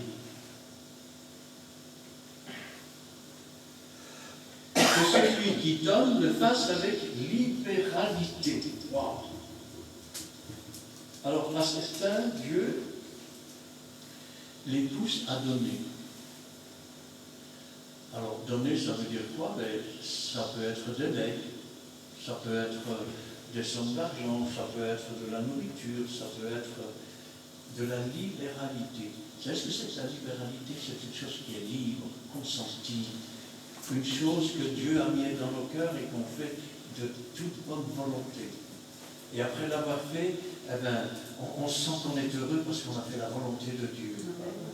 Et parfois, ceux qui reçoivent cette libéralité, eh ben, ils sont bien surpris. Et je me souviens de cette histoire. C'est un homme qui allait dans l'église et un jour il était chez lui bien tranquille. Je ne me souviens plus de la somme exacte, mais Dieu lui dit maintenant, mets un tel montant dans une enveloppe. Dans une enveloppe, Seigneur. Oui, mets le montant dans une enveloppe. Il prend l'argent, il met dans une enveloppe, il le fait, hein. Et lui dit, va dans la rue. Oui, Seigneur, je vais dans la rue. Et puis il dit, marche. Et puis il marche. Tourne. Et à un moment donné, il lui dit, stop. Maintenant, mets l'enveloppe dans cette boîte aux lettres. Il dit, mais Seigneur, tu as vu la somme, je vais aller mettre ça dans quelle boîte? Mets la somme dans la boîte aux lettres. Bon, ça va, Seigneur, on met dans la boîte aux lettres. Une semaine passe, sans à l'église, et puis à un moment donné, il y a une femme qui dit, je peux bien témoigner. Vous voyez qu'il dit le pasteur? Eh bien, je ne savais pas payer ma facture. Et j'étais au bout. J'allais avoir des ennuis. Et j'ai prié Dieu. J'ai dit, Seigneur, regarde cette facture, je ne saurais pas la payer. Comment est-ce que je vais faire? Et quand j'ai fini ma prière, j'ai entendu un bruit. J'ai trouvé une enveloppe.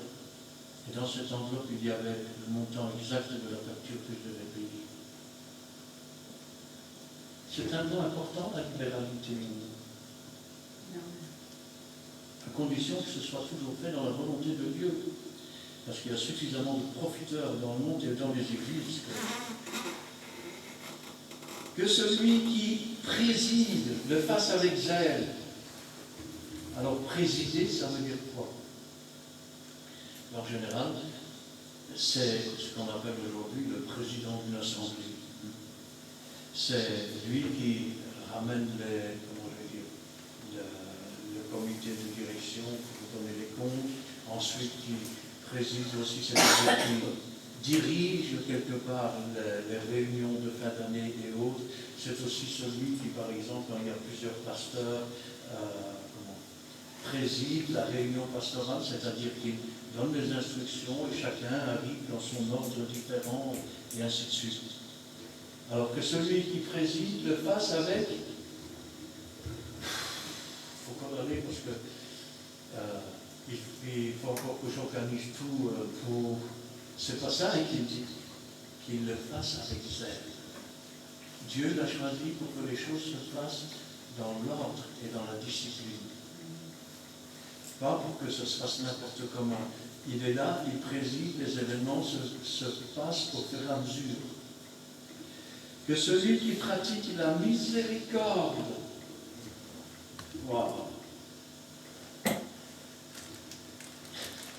Quand je lis ça, je dis, Seigneur, il y avait déjà des églises qui étaient bien arrangées de ton temps. Parce que celui qui pratique la miséricorde, celui qui pardonne aux coupables, c'est ça que ça veut dire miséricorde.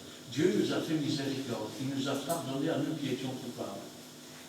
Ça veut dire que il y en avait, il y en aura encore, des gens qui ne pardonnent qu'à condition, ah ben oui, je te pardonne, de toute façon, je me suis trompé, c'était pas toi. Sinon, il ne pardonne pas. Alors, miséricorde, ça veut dire pardonner aux coupables. Ça veut dire que nous, tous ici présents, on devrait pouvoir pardonner à quelqu'un qui nous a fait du mal, à quelqu'un qui nous a fait du tort. Ça s'appelle la miséricorde. Dieu est miséricorde. Que celui qui pratique la miséricorde le fasse Bon, je te pardonne. Hein. Attends, je vais marquer là. Bien. Première dispute. Oui, tu peux bien parler. Hein. Regarde, toi tu m'avais déjà fait ça et tu m'as fait ça. Non, la miséricorde, c'est le pardon. Et le pardon, c'est l'oubli. Quand Dieu nous a pardonné, il a jeté nos péchés dans la mer de l'oubli.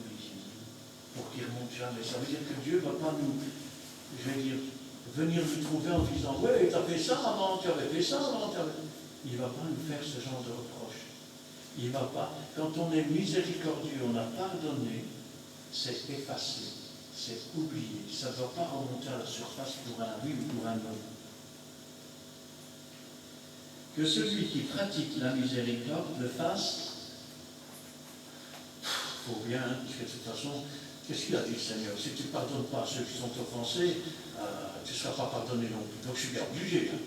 C'est pas ça la miséricorde. Qu'il le fasse avec joie. Je vais dire autrement, qu'il le fasse de mon cœur. Qu'il le fasse parce qu'il n'a pas envie de rester, je vais dire, en dispute avec quelqu'un ou d'en vouloir à quelqu'un. D'ailleurs, même quand tu apportes une offrande, une prière, si là tu te souviens que tu as quelque chose contre ton frère ou ta sœur, va et réconcilie-toi d'abord avec. Ensuite, viens et apporte ton offrande. Parce que si tu ne pardonnes pas à ceux qui t'ont offensé, Dieu ne te pardonnera pas non plus. Amen. Nous allons prier.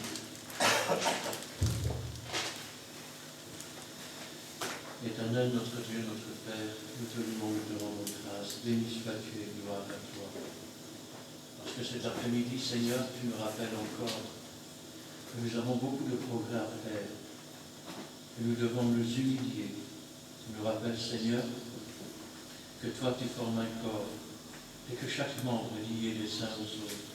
Nous ne pouvons pas dire que nous n'avons pas besoin de notre frère ou de notre sœur, car tous ont une utilité, tous ont des dons, tous doivent recevoir des ministères, parce que c'est toi qui as préparé pour que ton Église soit glorieuse, pour qu'elle soit vainqueur, pour que le monde sache que tu es au milieu de nous, Seigneur.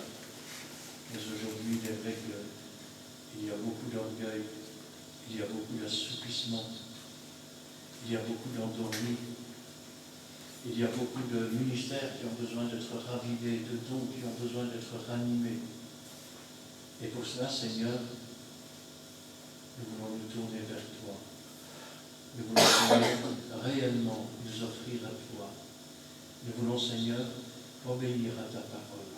Nous voulons nous sanctifier afin que nous soyons vraiment tes enfants. Et que le jour où tu nous rencontreras, tu ne nous dises pas que tu ne nous connais pas. C'est pourquoi, Seigneur, nous voulons te connaître et nous voulons être connus de toi, Seigneur.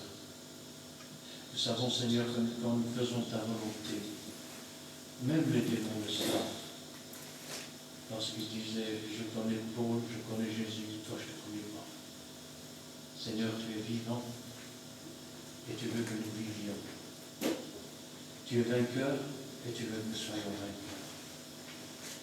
Tu es le roi des rois et le seigneur des seigneurs et tu fais de nous des princes et des princesses de ton royaume.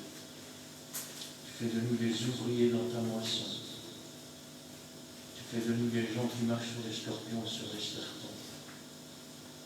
Tu fais de nous des gens qui doivent apporter à ce monde ton amour, ta puissance et ta vérité. C'est pourquoi, Seigneur, nous te remercions, nous n'avons jamais rien mérité, qui ne mériteront jamais rien. Mais en toi, Seigneur, nous avons tout reçu, alors que ta volonté soit faite et que toute la gloire te revienne. Gloire au Père, gloire au Fils et gloire au Saint-Esprit. Amen. Amen.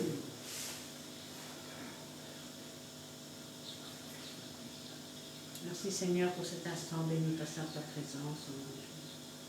Merci pour ton amour, ta bonté de chaque jour, ta miséricorde. Merci car à travers cette sainte parole, tu veux exhorter ton peuple, Seigneur. Tu nous demandes, Seigneur, de nous présenter devant toi saint et agréable, mais surtout, Seigneur, de nous humilier devant toi. Pardonne-nous nos péchés, nos iniquités, nos offenses. nos mauvaises pensées, nos mauvaises actions. Apprends-nous, Seigneur, à nous purifier chaque jour, Seigneur, afin que nous puissions être comme tu le désires devant toi, vrai, Seigneur. Merci, Seigneur, pour tout ce que tu as fait dans notre vie, Seigneur, depuis le jour où tu nous as tendu une main secourable. Tu as fait de nous, Seigneur, un enfant de Dieu, nous qui étions des esclaves, esclaves du péché.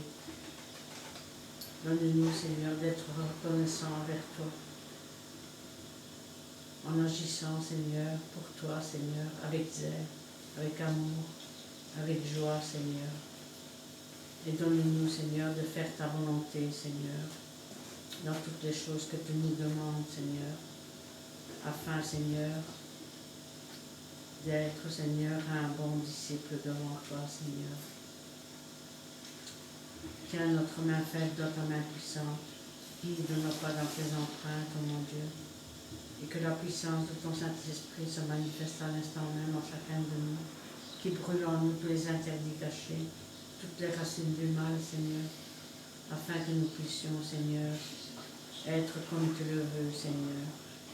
Apprends-nous, Seigneur, à nous aimer les uns les autres, à prier pour les uns les autres, pas seulement ceux que nous aimons, mais aussi, Seigneur, ceux pour nos ennemis aussi, Seigneur. Car c'est toi qui nous as aimés le premier, Seigneur, et donne-nous de t'aimer en retour. Car tu es digne de louange, toi qui as tout accompli sur la croix du Calvaire. Viens fortifier ton peuple ici présent, Seigneur. Parle à chaque cœur, Seigneur, car nous sommes tous tes enfants, Seigneur, et nous faisons partie, Seigneur, de ta famille, Seigneur. C'est un honneur d'être appelé enfant de Dieu. Interviens, Seigneur, pour toutes les prières, les demandes, les prières cachées au fond de notre cœur, les prières les plus secrètes, Seigneur. Toi, tu les connais, Seigneur.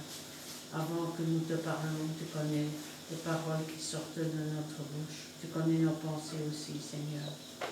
Agis, Seigneur, comme toi seul peux le faire. Et d'avance, nous te disons merci.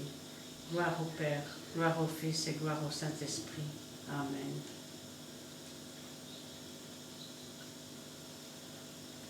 Te bénissons, nous te sanctifions encore pour la personne de cette parole.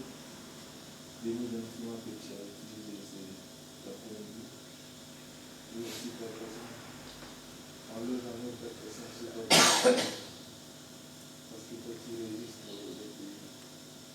Enlève à nous, Père Saint, ce cœur de pierre. Donne-nous un cœur humble.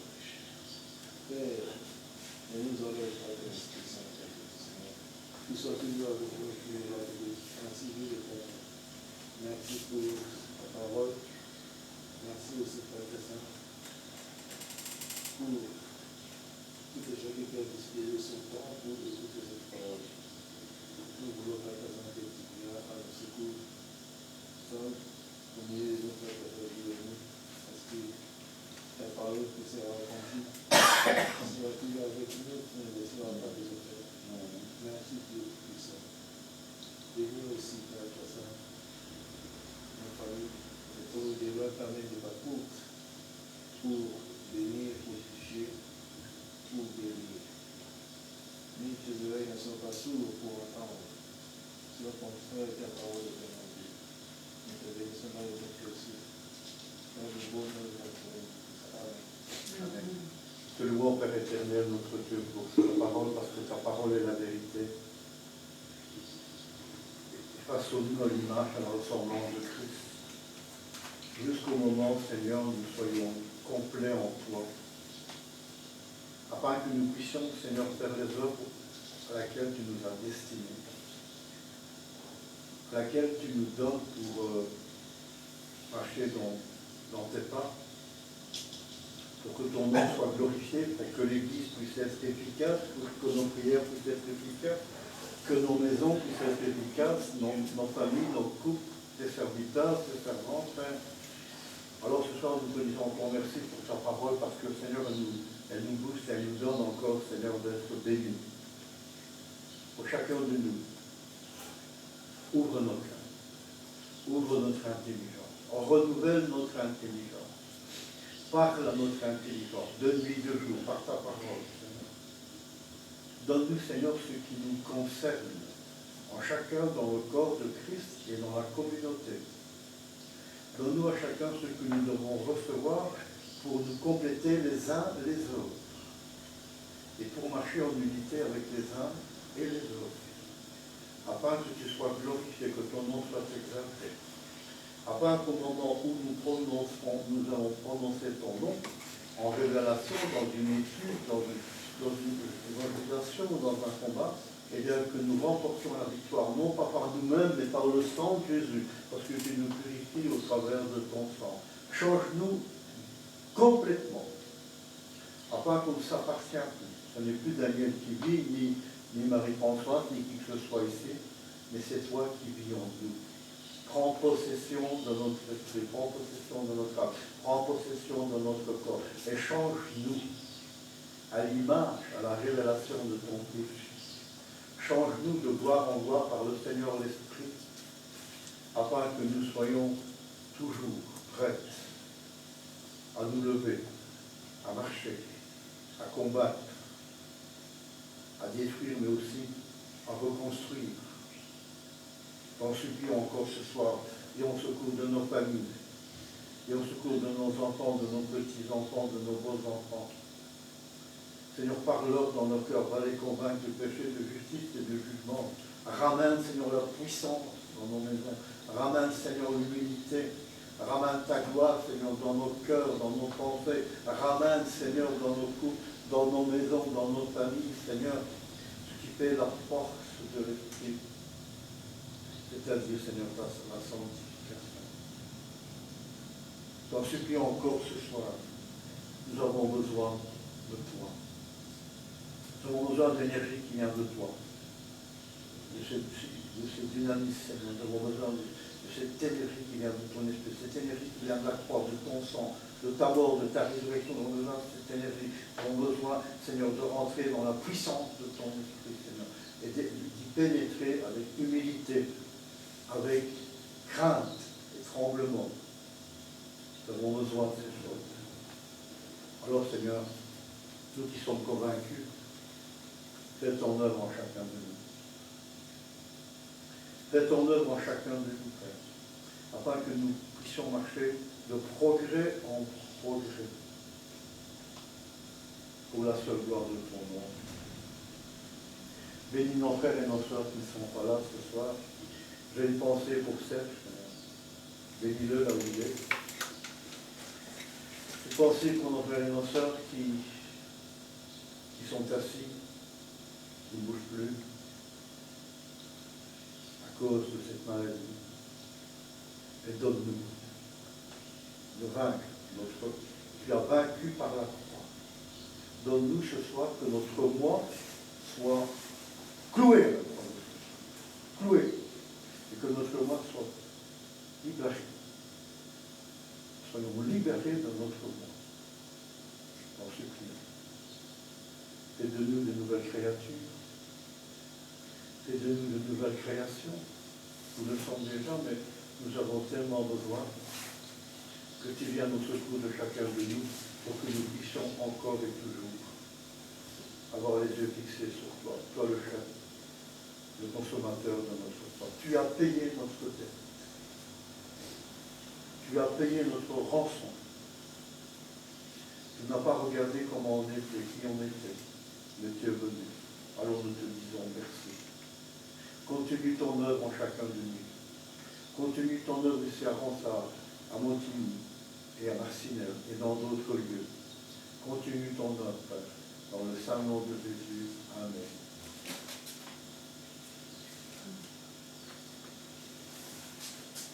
Seigneur, merci pour cette parole que tu nous as donnée aujourd'hui, dans laquelle tu nous rappelles de donner un corps comme des sacrifices agréables. Amen. Et dans lequel tu veux que ce corps soit saint. Merci aussi pour là où tu dis qu'il ne faut pas se conformer au monde actuel, mais d'être transformé par le renouvellement de l'intelligence. Alléluia. De ne plus se conformer plutôt au monde actuel. Seigneur, je te loue, je te remercie, Seigneur, merci pour toute cette parole où les dons doivent être manifestés, où les dons chacun Amen. dans la différence, pour créer un ensemble. Seigneur Jésus, je te remercie que cette parole puisse encore continuer à Qu'elle fasse apporter son- cette fruit dans son nos œuvre, de Seigneur. pensée unique. Tu n'étais pas la pensée unique, mais tu as donné des choses différentes, des gens différents à chacun. Seigneur Jésus, je te loue, je t'en remercie. Je veux encore m'unir devant toi parce que ce que tu cherches, c'est effectivement une sanctification et te dire merci de développer encore de l'amour, comme disait Légo dans sa prière, que ce soit en patience aussi. Seigneur Jésus, que ce soit l'amour ardent pour chacun dans les différences. Amen. Seigneur Jésus, je te loue, je te remercie pour ça. Oui, Seigneur, j'entends aussi une prière pour mes enfants. Viens les toucher dans l'esprit. Oui, touche-les, convainc-les, Père. Convainc-les. Viens les mettre dans le creux de tes mains et surtout les attirer à toi, Seigneur Jésus-Christ, c'est là où l'ennemi devient enragé parce que son temps est court. Alors Seigneur Jésus, je t'en supplie, attire-les à toi, je t'en supplie, protège-les du malin et attire-les à toi, Seigneur Jésus, et je te prie pour tous les enfants ici présents, qui ne doivent pas venir à Christ, Seigneur Jésus-Christ, c'est pour ceux qui sont en Christ que tu les remplisses de tes forces, que tu les remplisses de ton amour, que tu les remplisses de ta persévérance. Seigneur, dans le nom puissant de Jésus. Amen. Amen.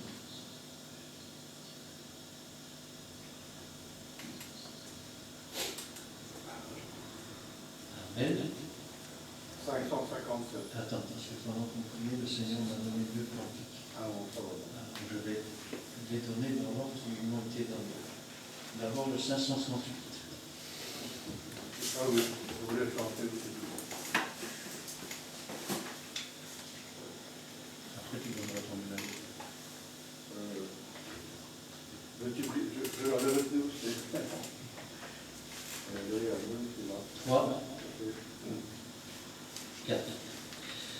Veux-tu briser le péché, le pouvoir, la force est en Christ, la force est en Christ. Si dans ton cœur tu veux le recevoir, la force est dans le sang de Christ. Je suis fort, fort, oui, plus que vainqueur, par le sang de Jésus, mon sauveur. Je suis fort, fort, oui, plus que vainqueur, par le sang de Jésus, mon sauveur. Veux-tu frapper la mort et l'enfer? La force est en Christ, la force est en Christ. Jésus d'amour fait tomber tous les fers. La force est dans le sang de Christ. Je suis fort, fort et plus que vainqueur par le sang de Jésus, mon sauveur. Je suis fort, fort et plus que vainqueur par le sang de Jésus, mon sauveur. Veux-tu marcher toujours pur, triomphant? La force est en Christ, la force est en Christ. Pour te garder, Jésus est tout puissant. La force est dans le sang de Christ. Alléluia. Je suis fort, fort et plus que vainqueur par le sang de Jésus, mon sauveur. Je suis fort, fort et plus que vainqueur par le sang de Jésus, mon sauveur. Veux-tu du ciel t'approcher chaque jour? La force est en Christ, la force est en Christ. Avec Jésus demeurer pour toujours. La force est dans le sang de Christ. Je suis fort, fort et plus que vainqueur par le sang, dans le sang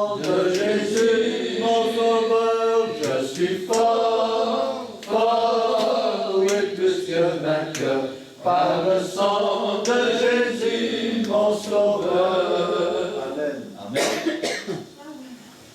Et l'autre, c'est le 526.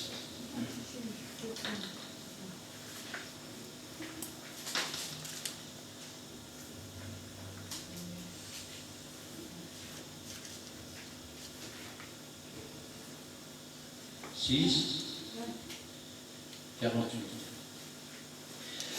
Tout est possible à celui qui croit, c'est la loi de la foi, don merveilleux qui nous vient des cieux, que connaît le cœur droit.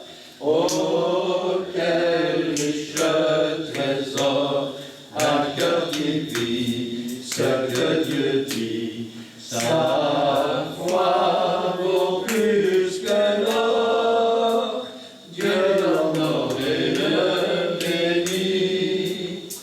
Quand l'ennemi fait trembler de peur en face du danger, croire au Seigneur affermit le cœur, la foi fait triompher. Oh, quel riche trésor, un cœur qui vit ce que Dieu dit, sa foi vaut plus que l'or, Dieu l'honore et le bénit. Dieu manifeste à celui qui croit la force de son bras. Le Tout-Puissant dit à son enfant, si tu crois, tu verras. Oh, quel riche trésor, un cœur qui vit ce que Dieu dit, sa foi vaut plus que l'or, Dieu l'honore et le bénit. Amen. 557. 556. Celui-là aussi, j'avais tout. Je pense que tu le connais, le convient. Moi, on s'en va pas de ta face. Tu changes pas parce que bon, ça va être pris, et c'est un difficile. 3, 4. Vois mon sauveur face à face, vois Jésus dans sa beauté. Oh, joie au suprême grâce, oh bonheur, félicité. Oui, dans ta magnificence, je te verrai divin roi. Pour toujours en ta présence, je serai semblable à toi. Ta gloire est encore cachée sous un voile ensanglanté. Bientôt sera révélée ton ineffable beauté. Oui, dans ta magnificence, je te verrai divin roi. Pour toujours en ta présence, je serai semblable à toi. Oh, quel transport d'allégresse quand tes yeux versés sur moi me diront avec tendresse, je mourus aussi pour toi. Alléluia.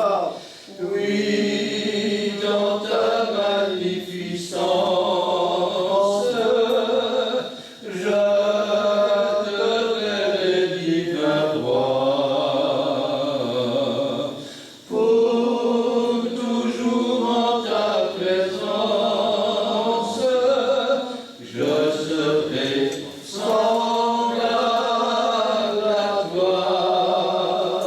Amen. Amen. Gloire à Dieu. Gloire à Dieu. Eh bien, je vais demander,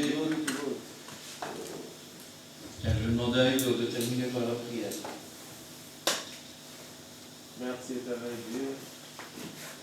Nous avons dit sans toute assurance. Amen. Merci éternel Dieu. Tu as exaucé nos prières. Merci éternel Dieu de ce que tu as réservé pour nous, qui nous dit meilleur. Merci éternel Dieu parce que tu nous soutiens toujours dans ce que nous avons fait pour toi et avec toi, Père. Merci éternel Dieu encore pour la protection divine, surtout pour notre santé, Père. Merci.